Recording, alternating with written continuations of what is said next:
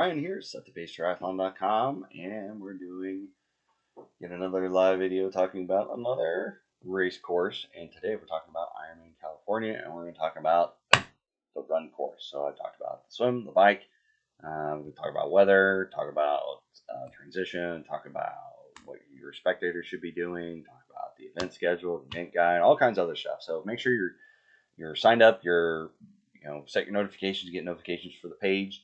Seeing us on YouTube, make sure you get subscribed and get signed up for notifications for future videos and stuff, especially about Ironman California or another event you're wanting to go to that I'm going to talk about.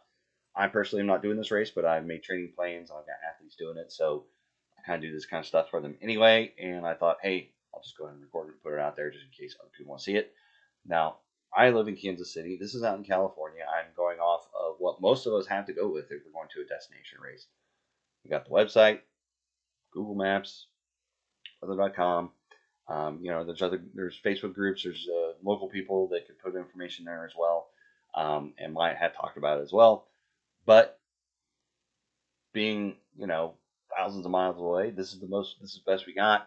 So I'm doing what I would recommend for my athletes. So this is a good demonstration of what you can do later on when you're looking at races and kind of get an idea for what you're going to expect when you get out there. But what you're looking at on your computer screen can be a completely different experience when you get there in person. So always keep that in mind.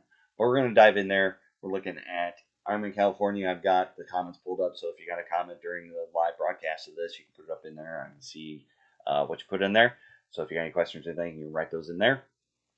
So we're going to talk about I'm in California run course. So basically, I go to the main website for each one of these races and just go through and hit the courses, hit the run, and then the map shows up. And then I take that and I usually save it to my computer just so I have it for later if anything comes up and I'm not online. I've got it attached to Google Drive so I can pull up anywhere I want to go.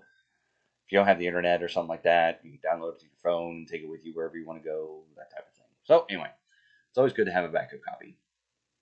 So the interesting part of this race is you look at the run course and usually it says how many loops it's going to be. It's 26.2 miles. It doesn't say how many loops, but when you look on here, notice there's a red line and an orange line. One part you're going to run it once. The other part you're going to do 2 loops. So it's a little bit interesting. I don't know how, because I've done most of my races have been kind of either 2 loops or 3 loops or something like that, multiple loops, or just one big out and back or loop or something like that. So this is a little bit different. At least you get a little bit of variety. I mean, you're going to see the same views on the out and back here, and then you're going to get the loops here to see what's going on here. So that should be interesting. Hopefully it'll keep it fresh so you're not seeing things multiple times. At least you'll have to go out here all the way out to the U-turn and come back. You got a little bit of a loop to kind of break it up.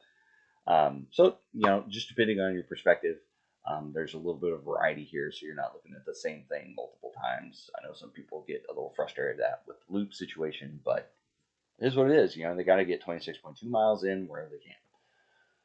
So with that being said, looking at the course, you do your first part is this little out and back, and you're going through Discovery Park, and you're coming back, and then you're hitting this little orange loop, and you're doing it multiple times. So notice transition and the finish line area are a little bit ways away.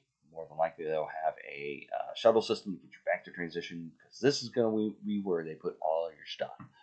So when you're making your plans on where I should say where I should plan to be at the end of the race, that T2 is where they're probably going to put your bike, your gear bags, your morning bag, everything. They're going to put it back over there. So just make sure you're prepared for that when you get that finish line. You got a little bit more of an endurance struggle to go because you got to go get all your crap, especially if you don't have a Sherpa or spectators or anybody else to help you out. Most of mine, I'm done doing it by myself, so you got to have enough energy at the end of the race to be able to get your stuff rounded up and get yourself to your hotel with all your gear. So just putting it out there, just make sure you're ready for that. But overall, I like to pull up the course on Google Maps, just kind of see the terrain. One other thing, just looking at a whopping 300 feet of gain on this run course, so it's pretty flat. So I think there's going to be good opportunities to have a good race, good run out there. Make sure that you pace yourself right on the bike so you have enough energy to do the 26.2 miles. But there's really, there's a few little climbs here and there, but there's nothing substantial on this race course. So don't Don't go out in the first half and just kill it because you're feeling good and it's flat, because you're going to run into the wall at the halfway point or 14 miles or 15 miles. So make sure you're pacing yourself because there's going to be plenty of opportunities, especially here at the end. If you've got energy to burn at mile 20, let her rip, let her open. But just be careful. It's going to be a little bit deceiving when you're doing out there at first. You'll be like, oh, this is a pretty easy course. It's no problem. I can just hit my paces and try to PR my Ironman marathon time. Just make sure you're pacing yourself well for this, and don't get sucked into the guise that it's going to be an easy run, because 26.2 miles is not easy despite the run course. So just keep that in mind. But I do like to look at Google Maps just to see where the course is and where you're potentially going to be exposed to the elements the most. I mean, when you're looking through, it takes you down to this Miller Regional Park. Go down here. So it takes you past Miller Regional Park, and I'm going to allude to the weather there. So when you're looking through, I mean, there's this little trail system that little roads that they're probably going to take you on, but I mean, there's little sections with some trees and stuff. I mean, but when you're looking, I'm probably going to run you through. It looks like here in this road. But I mean, overall, when you're looking at this run course, I mean, you're pretty in a industrial type of area. It looks like it's populated. There's houses. There's all kinds of other stuff. So it's really not like a forest. It's not rural or anything like that. So what I'm saying is, make sure you're prepared to be exposed to the elements. If it's a hot day, you're going to be out there in the sun. You're going to be out there in the heat, and you're going to be out there on pavement for a majority of it, and you're going to get baked pretty good. Especially this little section right here is part of the 2-loop course. You can see that twice. But you look at Discovery Park, it's a park. It looks green. But when you zoom in on the trail system, I mean, there's trees, but it doesn't look like a whole heck of a lot. There's trees here and there, but you get a little bit of shade depending on what part of the day you're in there. So that's why I like Google Maps. You kind of look in there and be like, oh, you get a little bit of shade here, you get a little bit of shade here. They run you all the way out here for the U-turn. So, like I said, I just like to look at these just to make sure. It looks like a Discovery Park, you'll get a little bit of shade, but I would not count on a whole bunch of relief. If this, right now the race is at the end of October 24th. Make sure I confirm the right day, the October 24th. So when you're out there, the end of October shouldn't be extremely hot and exhausting at this time of year in California, but you never know. You never know what you're going to get. You just, like I said, you just never know. But just be aware that sunscreen might be your friend. Make sure you're doing your hydration and nutrition strategy well, because you want that energy for the run. It is not super technical as far as the elevation gains. It's a little bit technical as far as just make sure you're being aware of how many loops you're doing and where you're going here on the little turn sections. Just make sure you follow the signs. It shouldn't be super difficult or anything like that. So U-turn, personal needs. Let's see what the personal needs are. So you pass personal needs 2 times, it looks like. So you get on the first loop, you come through and get on the second loop. So you're a mile 14, I don't know, 14 and a half-ish, or you can come get it on mile 19-ish. So depending on how you're feeling during the race, there's a couple different times you pick up your personal needs bag.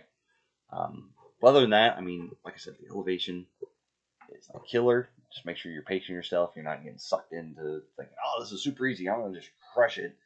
When you're out there at mile 5, because you're mile 20, then you're going to pay for it. You can always put more energy out later. You can't always get it back. So make sure you pay attention to that. So like I said, look at the maps. I think you're going to be pretty exposed out here. I think there's going to be some opportunities to be shaded by trees and stuff. But, I mean, other than that, I mean, you're in an industrial area. You run on these little side streets. I just don't see opportunities for much shade. I mean, I'm going to zoom in and look at this a little bit, just depending on where the sun is at. If the sun is kind of setting, you might get a little bit of shade or something like that, but I don't think you're going to get much. So just be ready for that. But here's the wild card. Let's look at the weather. 10 days. Looking for Sacramento. Looking for the 24th. 57% chance of showers and wind, winds of 20 miles an hour. That's kind of gone up since the last time we looked, and a high of 58 degrees. So, biking, this isn't going to be very fun. But for the run, this is probably going to be pretty good. Um, uh, just be prepared. Just make sure that you have, when you're running and you're going to be wet and rain, make sure you have plenty of like Aquaphor or lubrication for the sensitive areas for your socks and shoes. I always like to cram in plenty of Aquaphor in my socks before I go on a run, especially if it's going to be hot and I'm pouring water over myself, or you're getting rained on and your feet are going to be wet the entire time. Because if you don't, you're going to have lubrication, you're going to have friction issues in your socks, and the last thing you want in 26.2 miles is blisters, and you have to like take your shoes off or walk or do something strange because you can't walk your feet anymore because you got big old blisters. So make sure you're prepared for that. But make sure you're prepared. Maybe throw even some gloves in your T2 bag, some throwaway gloves in your transition bag, so maybe some $1 just thin knit gloves. 58 degrees, that can be kind of chilly, especially if it's raining. So make sure that you're prepared for running in the rain. Prepared for if you're maybe walking later in the night. It's going to be dark. It's going to be raining. It's going to be windy. Just make sure you're prepared. You might be a little bit cold on this race for this year. So when you look through at the Ironman race course and the average air temperature is 70 degrees, this is going to be an atypical year, it looks like. So saying that, it's super, the elevation is not going to be an issue. It's a little bit technical as far as making sure you get those two loops in. But the weather is going to be the deciding factor, because if it's warm, you're going to be exposed, but if it's not warm, you're going to be cool. So make sure you're prepared for that. So as you're getting your stuff ready, especially the week before the race, you're packing your stuff up. Make sure you're checking the weather. Make sure you're prepared for that run course. Make sure you're prepared. You're going to be exposed to that sun, or what you're going to be exposed to. If it's hot, you got to just be aware that you're going to be out there, and there's going to be probably less opportunity for shade.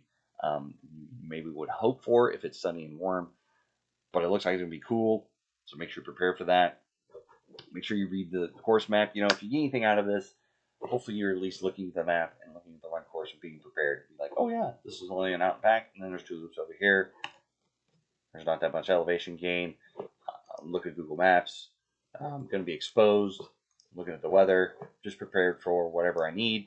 Make sure I know where the personal needs bag drop is right here, where I can access it and what I need in there. So that's the quick highlights and quick punches. I didn't see any questions or comments as I went through. So we're going to wrap it up for the run course for Ironman California. It looks like a pretty